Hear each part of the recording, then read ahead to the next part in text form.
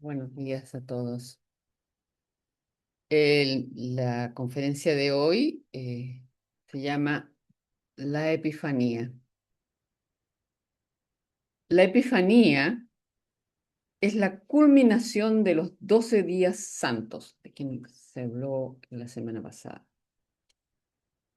Se observa el último día, el 6 de enero, aunque en Chile se suprimió el día feriado, por lo tanto se celebra el domingo más cercano al 6 de enero y conmemora la llegada de los tres sabios para depositar sus regalos a los pies del Cristo niño.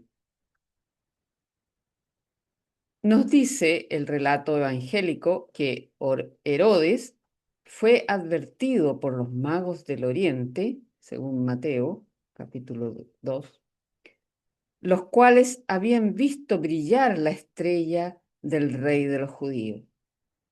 Esos magos de Oriente representan las tres fuerzas que hay en nosotros capaces de transformarlo todo.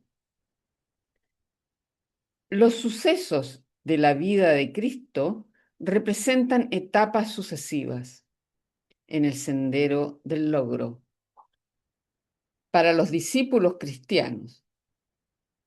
Los tres hombres sabios representan el cuerpo, el alma y el espíritu, o sea, el yo soy.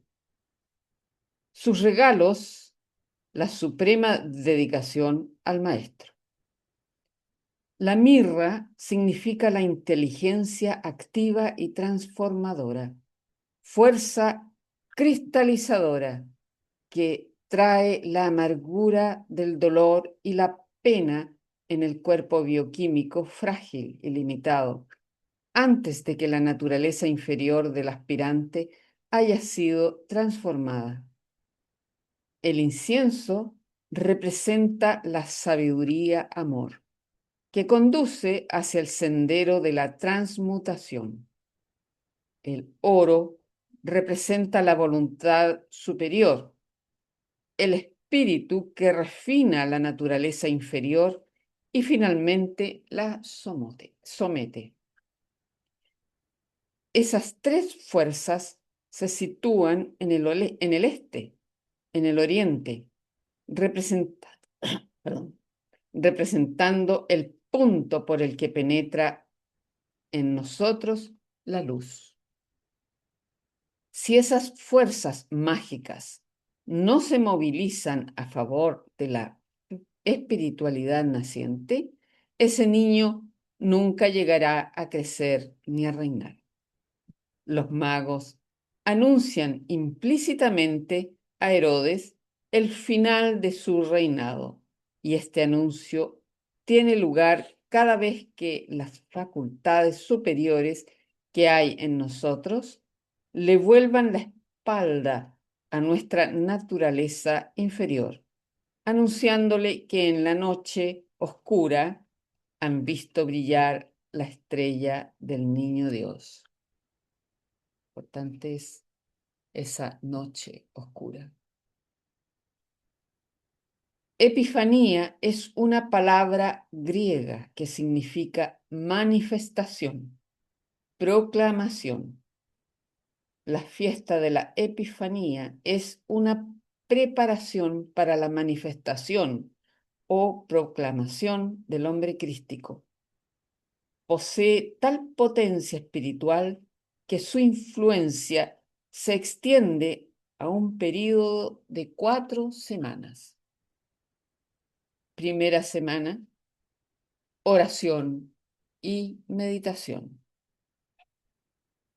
La primera semana está dedicada enteramente a la preparación de los discípulos. Sus notas clave son oración y meditación, y el trabajo se extiende durante los 7 días siguientes. San Pablo aconsejaba a sus discípulos orar sin descanso. Muchos discípulos modernos son conscientes de que es posible mantener la conciencia de oración, aunque se esté dedicado a las actividades del mundo externo. En este punto les recomiendo un libro, El peregrino ruso. Es de autor desconocido, pero es de una altísima espiritualidad.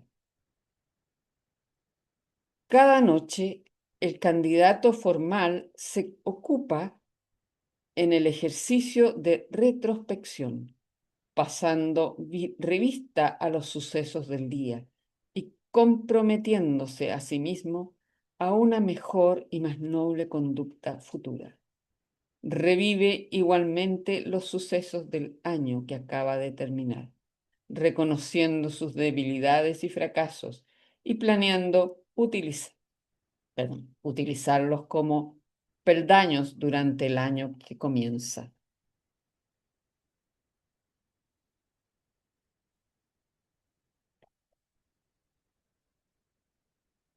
Segunda semana. Pureza y transmutación. La segunda semana empieza los 7 días siguientes y sus notas claves son pureza y transmutación.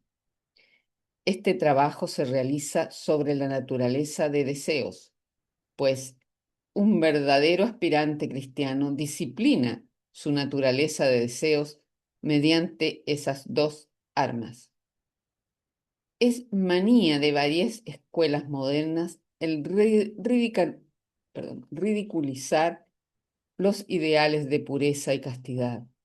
Algunos llegan hasta a mantener que no fueron enseñados por Cristo, y ello a pesar del hecho de que quien dijo a sus discípulos que sería el puro de corazón quien vería a Dios. Pureza era el primer requisito exigido a los caballeros del Grial. Solo cuando desarrollaban esa virtud, convirtiéndola en poder, eran considerados dignos de presentarse ante el Santo Grial. Tercera semana. Despertar y espiritualizar la mente. Los ejercicios disciplinarios se centran ahora en la mente, el cuerpo mental. Las notas clave para este periodo son el despertar y la espiritualización en el plano mental. La mente del buscador debe mantenerse siempre alerta y activa. El viejo proverbio, las manos ociosas son el taller del demonio, es igualmente válido para una mente ociosa, ya que es fácil que se convierta en una puerta abierta a la admisión de entidades desencarnadas. Muchas y trágicas son las consecuencias que pueden sobrevenir. Los aspirantes han de practicar el discernimiento y la discriminación en su pensamiento y, por lo tanto, aprender a diferenciar entre lo permanente y lo evanescente. Deben intentar buscar valores perdurables en la música, la literatura, el drama y cualquier otra forma de cultura, relajación o diversión. Cierto es que los pensamientos persistentes de una persona evidencian lo que esa persona es o llegaré a ser. Comillas. Por último, hermanos, todo lo que era verdad, lo que sea verdadero, todo lo respetable, todo lo justo, todo lo limpio, todo lo estimable, todo lo de buena fama, cualquier virtud o mérito que haya, esa tenedla por vuestra. Filipenses capítulo 4, versículo 8. Cuarta semana. Sublimación y unificación. El trabajo de la cuarta semana se extiende hasta los primeros días de febrero. Sus notas clave son sublimación y unificación. El objetivo de esta última semana consiste en sublimar las cualidades de la naturaleza inferior y luego elevarlas hasta su unión con las del espíritu. Es literalmente posible desarrollar la pureza hasta tal grado que se convierta en un poder espiritual. Parsifal poseía ese poder de la pureza. Ello le hacía capaz de convertir en polvo el magnífico castillo de Klingsor y de ese modo hacer desaparecer sus placeres sensuales. Cuando un discípulo moderno comprueba la nulidad de las ilusiones terrenas, posee el poder de desterrarlas de su vida para siempre. Cuando eleva sus pensamientos más y más, se van haciendo crísticos y sus hechos se centran en Cristo. Tal discípulo será digno de servir al Señor a su regreso. Lo que antecede tan solo bosqueja las disciplinas con que comenzar el nuevo año y luego continuar a lo largo de él. El siguiente y todos los años de una vida y quizás de varias vidas terrenas.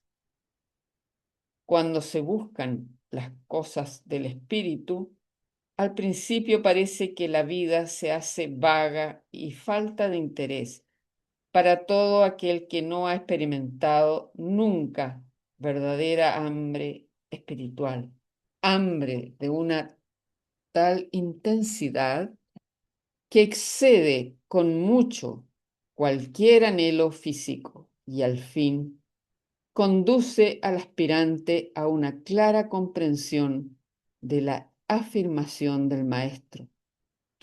Comillas, yo tengo un alimento del que no tenéis noticia. Cuando un candidato cuando un candidato prosigue esta gloriosa búsqueda tras lo eterno y desarrolla en su interior crecientes poderes pertenecientes a la conciencia espiritualizada, comprueba más completamente la ley divina que subyace en las palabras de Cristo cuando dice, comillas, buscad primero el reino de Dios y su justicia, y todo lo demás se os dará por añadidura. La bibliografía es tomada de Interpretación Esotérica de los Evangelios por Kabalev y El Misterio de los Cristos por Corinne Helaine. Muchas gracias.